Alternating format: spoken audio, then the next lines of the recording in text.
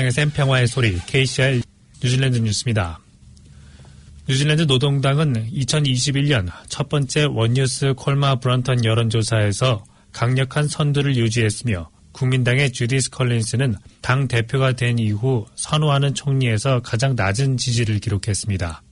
정당별 지지율은 노동당이 4% 하락한 49%, 국민당은 2% 상승한 27%, 그린당은 1% 상승한 9%, 액트당은 변동 없이 8%, 뉴질랜드 퍼스트는 2%, 마오리 파티는 2%, 뉴질랜드 컨서버티브는 1%를 차지했습니다. 총리 선호도에서는 자신다 하더니 2020년 12월 여론조사에서 15% 떨어진 43%, 주디스 컬린스는 4% 하락한 8%, 데이비드 시모어 4%, 크리스토퍼 룩선 2%, 사이먼 브리지스 1%, 잘 모르겠다는 답변은 27%를 차지했습니다.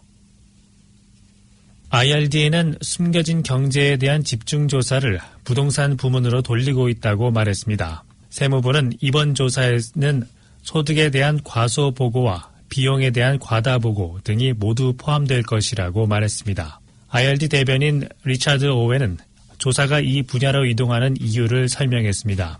그는 부동산은 코비드19 기간 동안 호황을 누리고 있는 분야 중 하나이며 해당 부분에 대한 분석에 따르면 부동산 판매원 및 대리인들은 일반적으로 소득 대비 높은 수준의 비용을 청구한다고 말했습니다.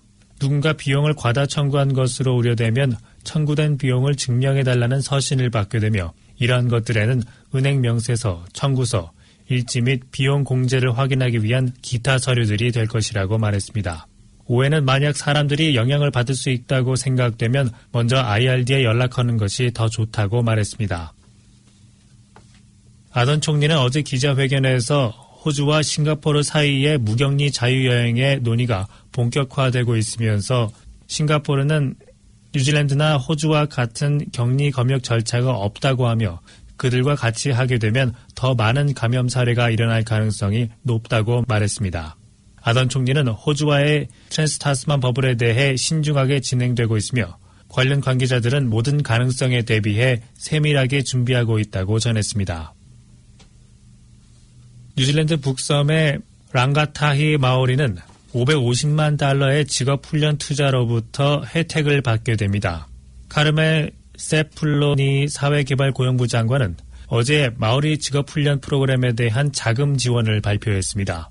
이 자금은 타이라위티에 있는 임업훈련학교인 마나이아 세이프 포레스트리 스쿨, 이스트코스트에 있는 건설회사인 ICONIQ 그룹, 테타이 토케라우에 있는 시추회사인 노스드릴 LTD, 베이 오브 플랜티의 민기누이 너세리를 포함한 4개 회사들에 배분됩니다. 정부는 지난해 7월부터 시작된 무료 직업훈련 제도를 통해 10만 6,600여 명이 혜택을 받았다고 말했습니다. 2022년 말까지 모든 견습생들에게 비용을 지불하고 건설 및 농업을 포함한 현장에서 무료 과정을 제공했습니다. 크리스 히킨스 교육부 장관은 학습자의 3분의 1이 건설 분야에 있었고 18%는 1차 산업에 17%는 지역사회 지원에 종사하고 있다고 말했습니다. 힙킨스는 대부분의 직업훈련생이 25세 이상이고 58%가 견습생이라고 말했습니다. 뉴질랜드의 제2형 당뇨병의 만연이 나쁘고 더욱 악화될 것으로 보입니다. 현재 약 22만 5천여 명의 사람들이 제2형 당뇨병을 가지고 있으며 월요일에 발표된 PwC의 새로운 보고서에 따르면 2040년에는 그 수가 2배 이상 늘어날 것으로 예상됩니다. 보고서 대변인 짐 만 박사는 뉴질랜드가 20년 이내에 제2형 당뇨병에 걸린 50만 명에 가까운 사람을 가질 것으로 보인다고 말했습니다. 이 보고서에 따르면 뉴질랜드의 모든 태평양 사람들의 4분의 1이 향후 20년 내에 제2형 당뇨병을 가질 수 있습니다. 제2형 당뇨병은 2040년까지 경제에 35억 달러의 손실을 입힐 것으로 예상됩니다.